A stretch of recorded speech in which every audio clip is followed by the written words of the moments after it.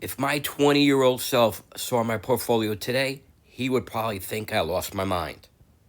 He would look at my dividend ETFs, my income investments, and all the different jobs I have assigned to each dollar and say, why are you making things so complicated? And honestly, he would have a point. Because if I was 20 years old again, with 30 years or more ahead of me, I might build my portfolio completely differently. This is VOO. This is the Vanguard 500 Index Fund, which tracks the S&P 500. As you can see, that is what it does. It's what it's done over the last 10 years. My 20-year-old self would probably want something simple, something he could set up, automate, and not think about every day. A portfolio built around ETFs like VOO and SCHD.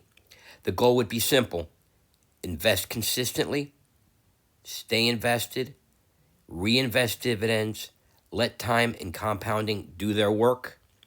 And that's the advantage my younger self had: time. If my 20-year-old self invested just $5 a day every day for 30 years, that would be $109,500 of contributions. And that's before considering what decades of market growth, share appreciation, dividend growth, and reinvested dividends could potentially add. Just imagine what giving quality investments 30 years to compound would do. That is the power of starting early. This is SCHD. This is what it could do over 10 years. Just imagine what it could do over 30.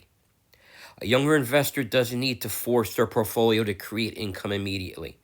They have their biggest asset working for them: time. They can focus on building wealth and allow compounding to become the engine. And if they stay disciplined, that simple portfolio could become more than just a retirement account. It could potentially become a legacy asset. Just 2 ETFs, basically automate it, set it, and forget it. Look at it every year and see how it's grown, and just go back to living your life. Something that could benefit their family for generations. But here's where my situation is different. I'm not 20 anymore. I'm 58. And that changes the job my portfolio has to do. I still need growth, because retirement isn't just about the next few years. It could be decades. But I also need income. I need investments that help create cash flow while still giving my portfolio room to grow. That's why my portfolio looks different. I have investments designed for income.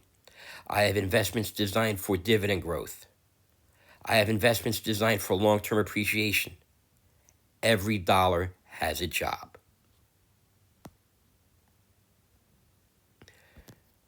The lesson isn't that one strategy is better than another.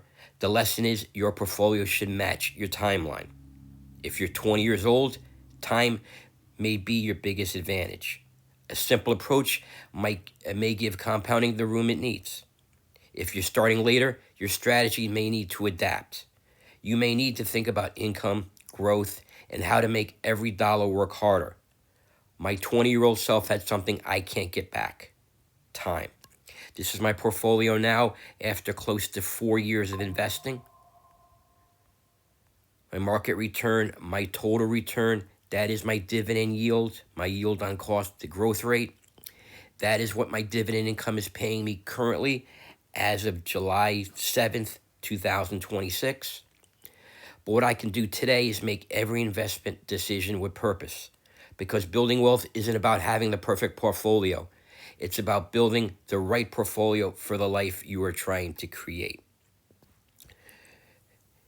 If you find value in what I'm saying, if you're enjoying my journey through my portfolio, please like and subscribe. And if you want a little more to feast on, you can watch this video here where I talk about where to put that money so that it grows tax-free, tax advantage, so that way you don't have to worry about it. It's there through your retirement. It just keeps growing and building tax-free. Thank you for watching. We'll see you in the next one.